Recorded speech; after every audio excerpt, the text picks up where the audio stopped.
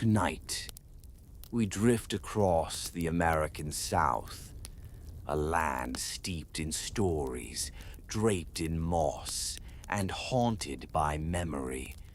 From abandoned plantations to forgotten prisons, we'll wander past places where whispers still rise with the wind. Close your eyes, let the shadows come closer. These are the ghosts of the South. The Myrtles Plantation, St. Francisville, Louisiana.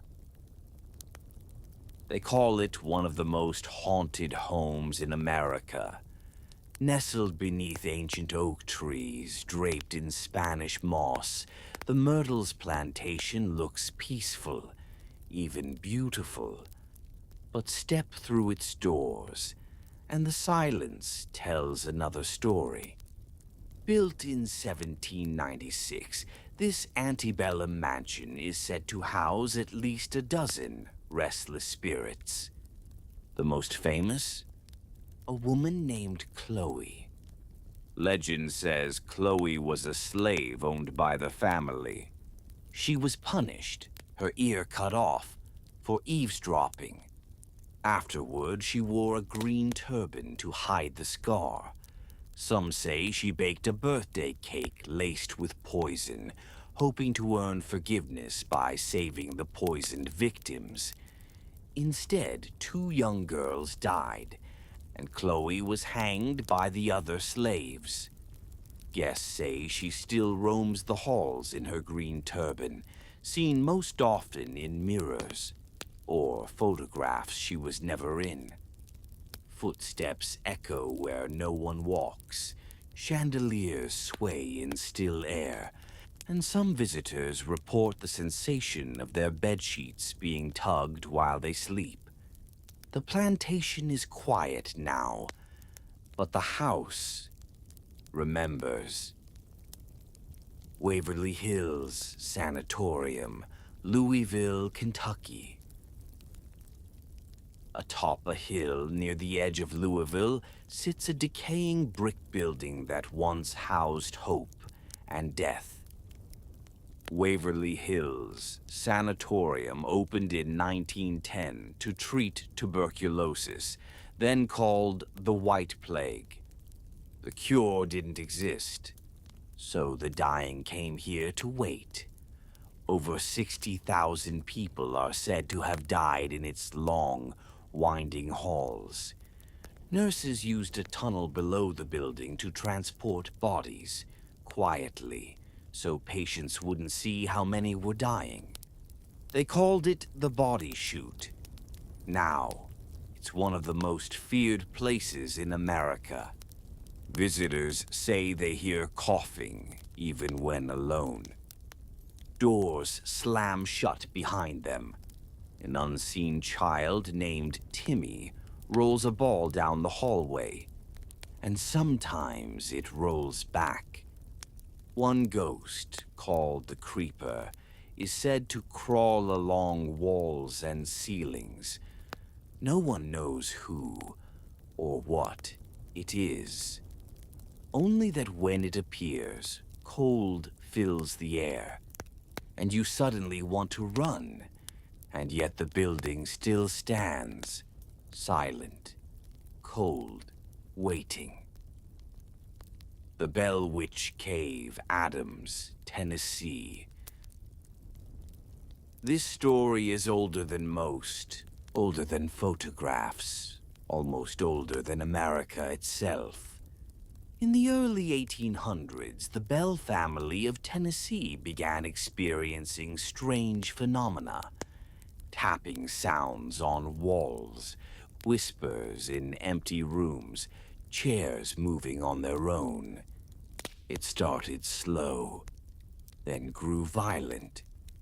John Bell, the father, was tormented most, scratched, choked. His death, some say, was caused by the witch. The spirit claimed to be Kate, a woman wronged by the family, but no one ever proved she existed. The haunting grew so famous that even future President Andrew Jackson visited the property. He left in the middle of the night. The center of the haunting. A cave near the Bell property. Today it's called the Bell Witch Cave, and you can still walk inside. Tourists say they hear whispers from the dark. They lose time, equipment fails, and every now and then, someone hears a voice say their name, softly, from nowhere. Eastern State Penitentiary, Philadelphia, Pennsylvania. A bit farther north, but still echoing with Southern Gothic decay, sits a prison built on silence. Eastern State Penitentiary opened in 1829. It was revolutionary and terrifying. Inmates were kept in solitary confinement, with hoods placed over their heads whenever they left their cells. No speaking. No human contact, only darkness. It was supposed to encourage reflection, repentance. But what it created was madness. Hundreds died here. Some took their own lives. Others were beaten, starved, or forgotten. After its closure, the prison fell into ruin. Cracks in the walls, trees growing through the floors. It became empty, but not quiet. Visitors report voices, sobbing, begging, screaming. Shadow figures slip down long hallways and vanish into cells. Some hear footsteps pacing above, when the floor above is crumbling and unsafe to enter. Cell Block 12 is said to be the worst. The air is heavy, thick, almost hard to breathe.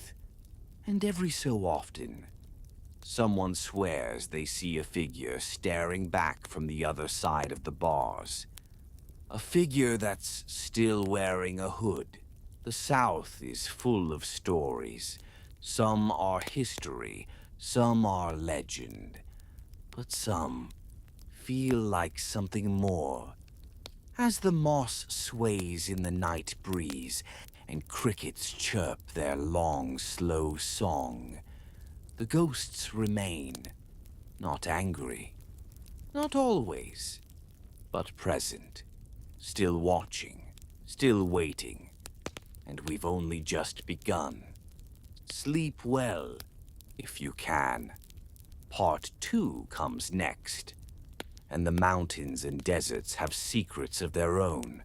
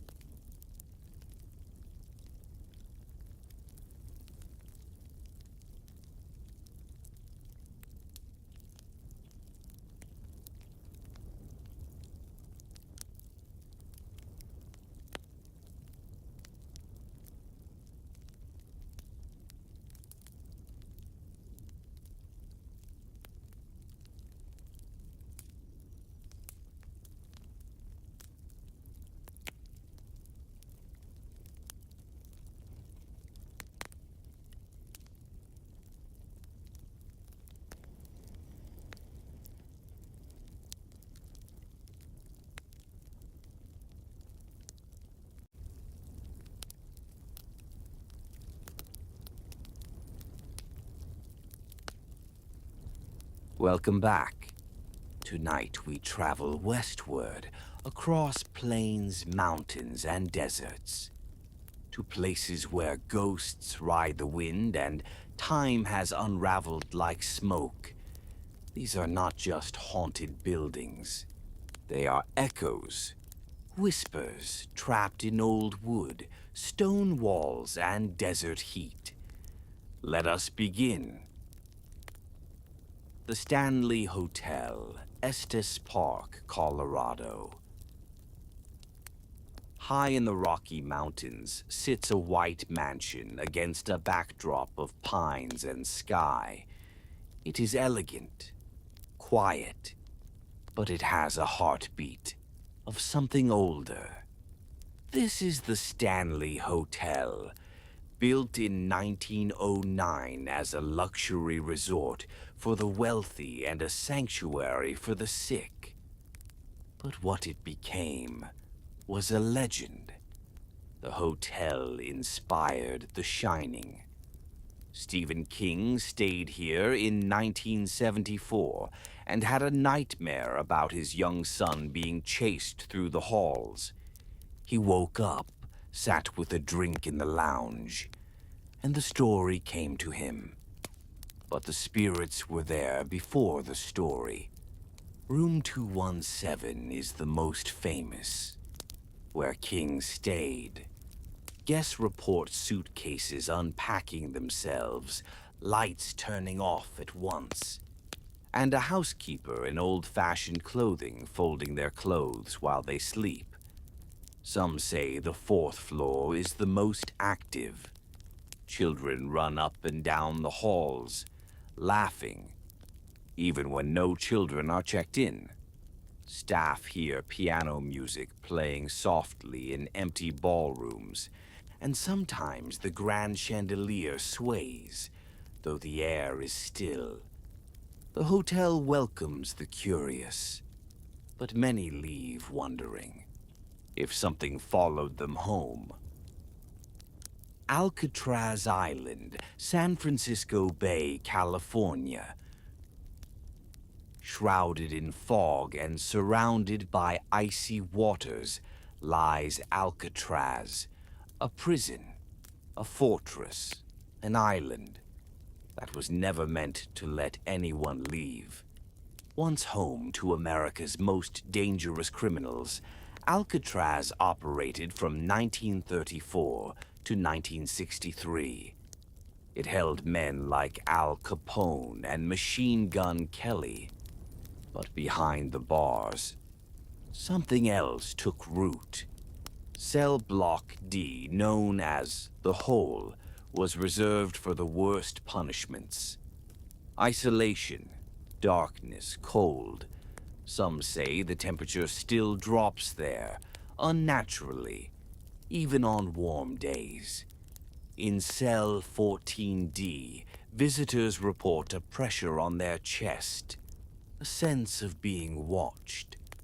One prisoner claimed he saw red eyes staring at him from the darkness. He screamed through the night. The next morning, he was dead.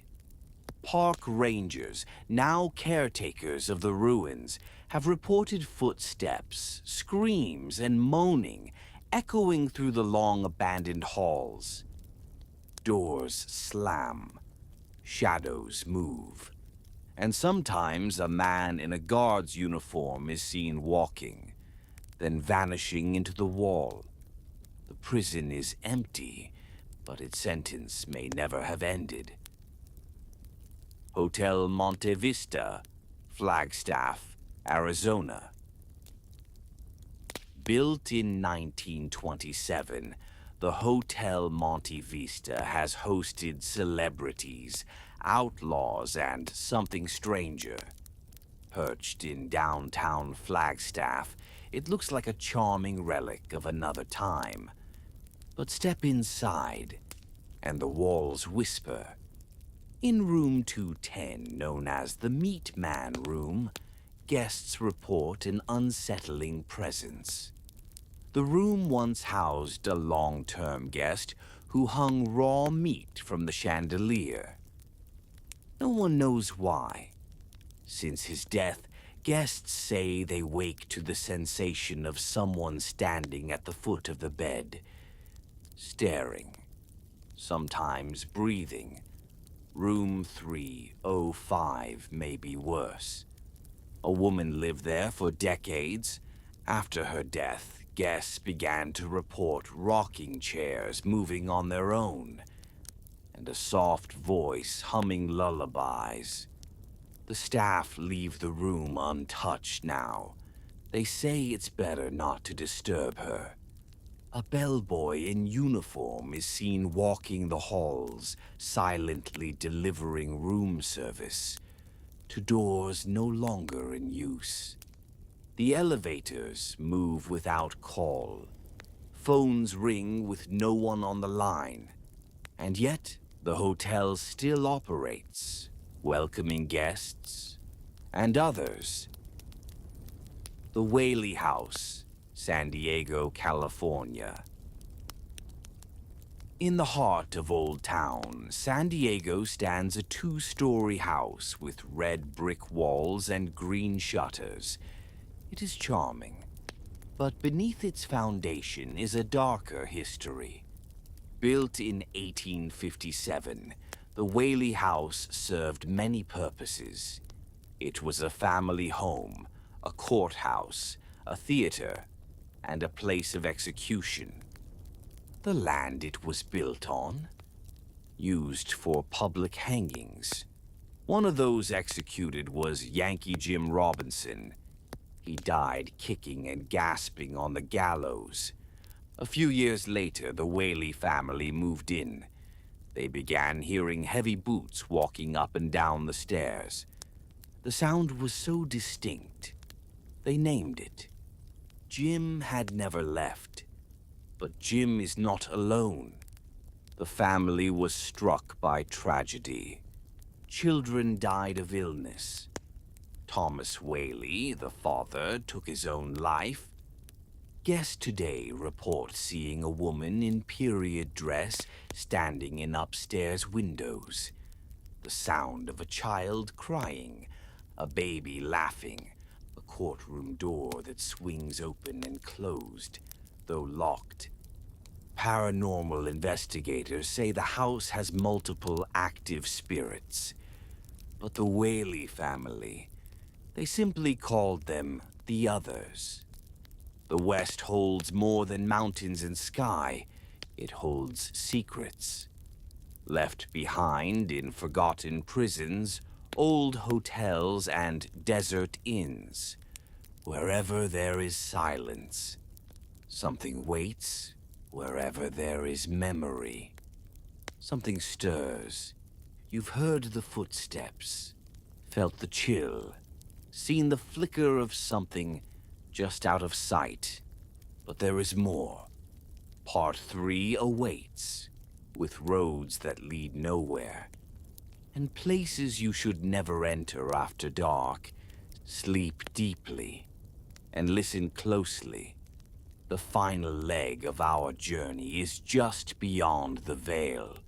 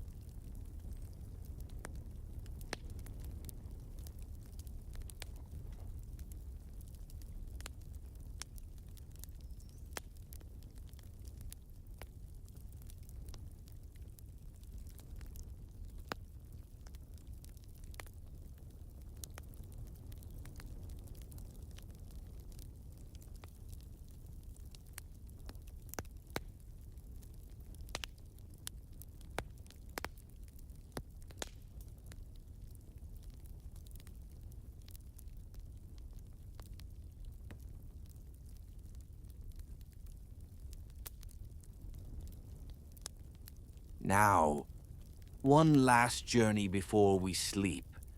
We've wandered through the haunted mansions of the South and the ghostly echoes of the West. But the North holds a quieter kind of dread, a colder kind of whisper, and along forgotten roads and forest edges, something waits. These are the shadows of America's forgotten places. The spirits that don't scream, but watch. Let's begin. Trans-Allegheny Lunatic Asylum, Weston, West Virginia. Its name alone feels like a warning. The Trans-Allegheny Lunatic Asylum was built in the mid-19th centuries. A sprawling Gothic structure designed to house 250 patients. But at its peak, it held over 2,400. Doctors were overwhelmed, patients were caged. Ice baths, lobotomies, and electroshock therapy were routine. Some entered and never left. Others were forgotten entirely. Today, the halls are empty, but the air still carries something heavy. Visitors report hearing screams from padded rooms. Footsteps echo in abandoned corridors. Shadowy figures pass through the hallways, vanishing into locked doors. One spirit, known only as Lily, is said to be a young girl who died there. A small ball is left in her former room. It often moves on its own, sometimes bouncing, sometimes rolling back toward your feet. And when it does, you may hear soft laughter or crying. No one knows which is worse. The Lizzie Borden house, Fall River, Massachusetts. You've likely heard her name. Lizzie Borden took an axe, the rhyme goes, and it echoes still, in the house where it happened. In 1892, Andrew and Abby Borden were found brutally murdered in their home, both hacked to death with a hatchet. Lizzie, their daughter, was the prime suspect. She was arrested and later acquitted, but suspicion never left her. The house is now a bed and breakfast. You can sleep in the room where Abby was killed, sit on the couch where Andrew bled out, and if you listen carefully, you might hear the creak of old floorboards, footsteps on the stairs, or a soft woman's voice reciting the rhyme. Lizzie Borden took an axe, and if she didn't, perhaps someone else still haunts those halls. Villisca Axe Murder House, Villisca, Iowa. Another home, another axe, another unanswered question. In 1912, 8 people were murdered in their sleep in this modest Midwestern home. 6 children, 2 adults. The killer was never found. The doors were locked. No signs of forced entry. And yet the entire Moore family, gone. Slain one by one as they slept. The home was sealed for decades. Now it's open for tours and overnight stays. Guests say they hear children's voices, laughing, crying, whispers that seem to come from beneath the beds. Objects move, lights flicker. A shadow passes through the kitchen and never turns back. One investigator stayed the night with recording equipment. In the middle of the night, the microphone picked up a voice. It whispered, "I killed them all," but no one was in the room. Clinton Road, West Milford, New Jersey. Some places are haunted, others are cursed. Clinton Road is a 10-mile stretch of rural highway in northern New Jersey, surrounded by dense woods and silence. Locals say strange things happen here. Phantom cars appear out of nowhere, headlights glowing, engine roaring, then vanishing before your eyes. There's a bridge known as the Ghost Boy Bridge. Legend says if you throw a coin into the water, a child's hand will toss it back. Others claim they've seen red eyes watching them from the trees, figures that dart just out of view, and footsteps behind them, with no one there. Animals avoid the road, phones lose signal, and GPS stops working after dark. Some say the road is a portal, others say it's just lonely. But many who've driven it at night refuse to go back. Bachelor's Grove Cemetery, Midlothian, Illinois. Just outside Chicago lies a small, overgrown cemetery. Surrounded by forest and forgotten time, Bachelor's Grove has fewer than 100 graves, but more legends than anyone can count. It's been the site of seances, ghost sightings, and unexplainable lights. People report orbs of blue and red floating through the trees. Others have taken photos showing figures that weren't there, including a woman in white sitting calmly on a broken tombstone. She wears an old-fashioned dress, her face turned down. Sometimes she's holding an infant. No one knows who she is, but she appears again and again, always in the same spot, always just after sunset. Cars left in the parking area have been found with scratch marks, footprints in the frost, leading toward the graves, then stopping. The cemetery is closed after dark, but some still hear voices calling from the woods, whispers in the branches, asking to be remembered. And so our journey ends, from the humid south to the haunted deserts of the west, to these forgotten roads and lonely northern woods. America holds its ghosts close.